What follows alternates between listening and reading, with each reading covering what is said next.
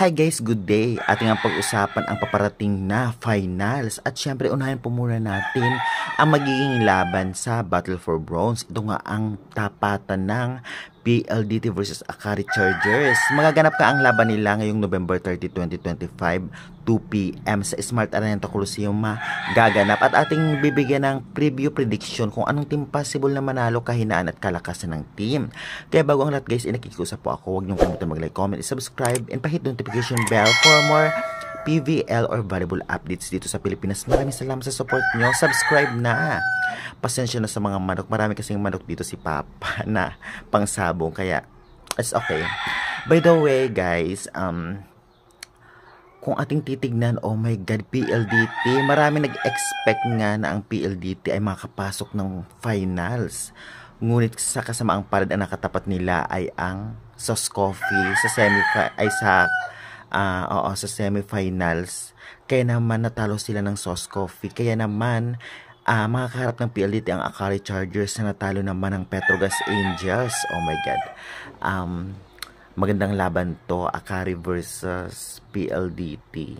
Well, agad-agad magbibigay agad ako ng prediction anong team mananalo. For me lang naman ito ha, ngunit bilog pa rin ang bola. Mukhang PLDT ang makakuha ng bronze. But, syempre bilog pa rin ang bola. And then, malakas naman talaga ang Akari ngayon. Kung ating titignan, talagang tinalo nila ang nasa rank 1 na Farm Fresh. Nasa rank 8 sila. Kaya hindi malabong mangyaring makapanalo ngayon. Dako naman tayo, bakit kaya possible manalo ang PLDT o bakit naman kaya possible manalo ang Akari Chargers? Well, pagdating sa Black Kings, halos pareho naman. Ngunit for me lang, mas lamang ang PLDT, especially si Mika Reyes, Maji Baron. Kung maglalaro pa si Palomata, grabe, malakas pa rin talaga. Okay din naman sina Sharma at Domingo, pero kung connection for me, PLDT lamang ng konti sa Black Kings. Sa opensa naman,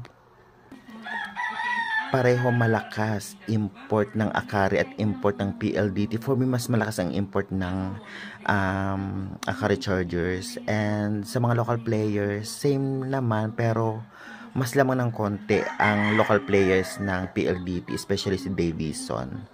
Naglaro naman si Ivy Laxina, ngunit syempre kakapasok niya pa lamang. And may Soltonis din, may Elisuyod. And halos isa-same na lang po natin. And sa depensa, Nazareno sa Akari, Arado sa PLDT.